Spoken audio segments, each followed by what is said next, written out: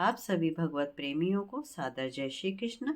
आभा creation पर आप भागवत महापुराण का नियमित एक अध्याय का पाठ श्रवण कर रहे हैं।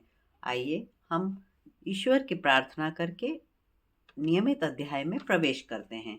मंगलम भगवान विष्णु मंगलम गरुड़ध्वजा मंगलम पुंडरीकाक्ष मंगलाय तनोहरि शांताकारं भुजगशयनं पद्मनाभं सुरेशं विश्वाधारं गगनसदृश्यं मेघवर्ण शुभांगं लक्ष्मीकान्तं कमलनयनं योगिभिर्ध्यानगम्यं वन्दे विष्णुभवभयहरं सर्वलोकैकनाथम्। ॐ नमो भगवते वासुदेवाय नमः। ॐ नमो भगवते वासुदेवाय नमः। कृष्णाय वासुदेवाय हराय परमात्मने प्रणत क्लेशनाशाय गोविंदाय नमो नमः। चैनल पे यदि आप पहली बार आए हैं तो चैनल को सब्सक्राइब कर लें। सप्तम स्कंद के पहले अध्याय के बाद आज हम दूसरे अध्याय में प्रवेश करते हैं। हिरण्याक्ष का वध होने पर हिरण्यकशिपु का अपने माता को समझाना। दोहा सुने। सुनकर वध हिरण्याक्ष का स्वजन रहे बिल खाए, हिरण्यकशिपु धरी धरी मन रहे उन्हें समझाए। नारद जी बोले, हे धर्मराज, 12 भगवान ने पाताल लोक से पृथ्वी लाते समय हिरण्याक्ष को मार डाला था। अपने भाई के मरने पर हिरण्यकशिपु को बड़ा क्रोध आया और उन्होंने विष्णु से भाई का बदला लेने की प्रतिज्ञा की। उसने अपना भयंकर त्रिशूल उठाकर अपने राक्षसों शंबर, वक्ष, सतवाहु, हयग्रीव, नमुची, पुलोमा, विप्रजीत आदि को संबोधित करके कहा, हे दैत्यों तथा दानवों, तुमको पता होना चाहिए कि मेरे भाई का वध करने वाला विष्णु है। उसका वध करना परम आवश्यक है। वह देवताओं से मिलकर हमारा नाश करता है। देवता लोग उसकी स्तुति विनती करते हैं, अतः वह उन्हीं का पक्ष लेता है। तुम लोग मृत्युलोक में जाकर ब्राह्मण, यज्ञ करने वाले, गौ, ऋषि, भजन पूजन करने वाले जो विष्णु का भजन करते हैं तथा यज्ञों द्वारा उन्हें भोजन देते हैं, नष्ट कर दो। तब उन्हें भोजन नहीं मिलेगा तो वह स्वयं भूखा मर जाएगा, और जब वह मर जाएगा तो देवता स्वयं उसके बिना मर जाएंगे। राक्षस तथा दैत्य तो ऐसा ही चाहते रहते हैं। उन्होंने दैत्यराज हिरण्यकशिपु की आज्ञा शिरोधार्य करके पृथ्वी तल पर खोज खोज कर धर्म कर्म करने वालों को मारने लगे।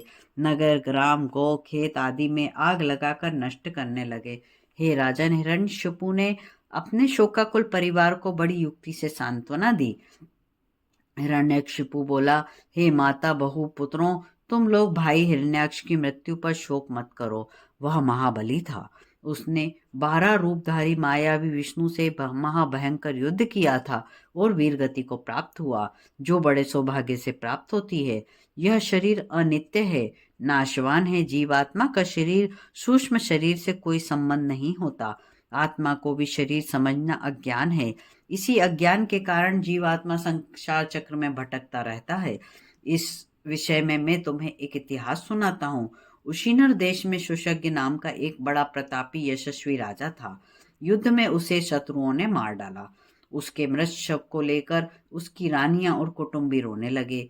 उनके विलाप को सुनकर वहां यमराज बालक का भेष धरकर उनके निकट आए और बोले। यमराज ने कहा, अरे बड़े अचंभे की बात है, तुम लोग मुझसे सब अवस्था में बड़े होकर भी इतना विलाप करते हो, नित्य मरना जीना देखकर भी इतने विवेकहीन हो रहे हो। अरे यह जहां से आया था वहीं चला गया, एक दिन तुम सबको भी वहीं जाना है, फिर इसके लिए इतना शोक क्यों करते हो? अरे तुम मुझे देखो, मेरे माँ बाप सब मरकर चले गए, किंतु फिर भी मैं आनंद से रहता हूँ। मुझे कोई चिंता नहीं है। जिस ईश्वर ने उत्पन्न किया वह ले लेता है। भाग्यवश तिजोरी में रखी हुई वस्तु चली जाती है और बाहर पड़ी हुई वस्तु भी नहीं खोती।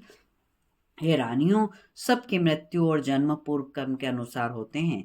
यह मृत्यु और जन्म शरीर के ही होते हैं। उस आत्मा की मृत्यु और जन्म नहीं होता। वह तो उस शरीर को ही त्याग देता है, जिस प्रकार मनुष्य पुराने वस्त्र को त्याग देता है। नया जन्म इस प्रकार धारण कर लेता है जैसे मनुष्य नवीन वस्त्र धारण करता है। उसका संबंध शरीर से तभी तक रहता है जब तक वह उस शरीर में रहता है। वैसे वह शरीर से ही ऐसे अलग है जैसे काष्ठ में रहने वाली अग्नि काष्ठ से अलग होती है। अरे मूर्खों, यह सुयग नाम का शरीर पड़ा हुआ है, किंतु इसका बोलता प्राणी चला गया। वह तुम्हें पहले भी दृष्टि नहीं आता था और अब भी नहीं आएगा। यह आत्मा उस शरीर से अलग है। वह पंचभूत, इंद्रिय और मन से युक्त होकर अनेकों प्रकार के शरीर धारण करता है। जब उसे ज्ञान हो जाता है तब वह मुक्त भी हो जाता है। इसलिए तत्वज्ञानी इस नाशवान शरीर के लिए कभी शोक नहीं करते। एक जंगल में एक बहेलिया ने एक कुलिंग पक्षी की मादा को जाल में फंसा लिया। उस मादा के फंसने पर वह नर रोने और पछताने लगा कि हाय मादा, अब मादा के मर जाने पर मैं कैसे रहूंगा, इसके नन्हे नन्हे बच्चे कैसे पालूंगा। इसी समय व्याघ्र ने एक तीर उस कुलिंग में भी मारा और वह भी मर गया। रे मूर्खों, उस कुलिंग की भांति तुम भी मृत्यु के मुख में जाने वाले हो, फिर भी मरे हुएों का शोक करते हो। हिरण्यकशिपु बोला, हे माता, उस छोटे बालक की ऐसी ज्ञान भरी बात सुनकर सबका शोक दूर हो गया और सबने उस नर नरेश सुयज्ञा की अंत्येष्टि की। इतना कहकर वह बालक अंतर्ध्यान हो गया। इसलिए तुम भी भाई हिरण्याक्ष का शोक ना करो। नारद जी बोले, हे राजन, हिरण्यकशिपु की बात सुनकर माता दिति और सब पुत्रों का शोक दूर हो गया। इस प्रकार दूसरा अध्याय समाप्त होता है। तीसरे अध्याय में हिरण्यकशिपु का तप करना और ब्रह्मा जी का प्रसन्न होकर वर देने की कथा सुनेंगे।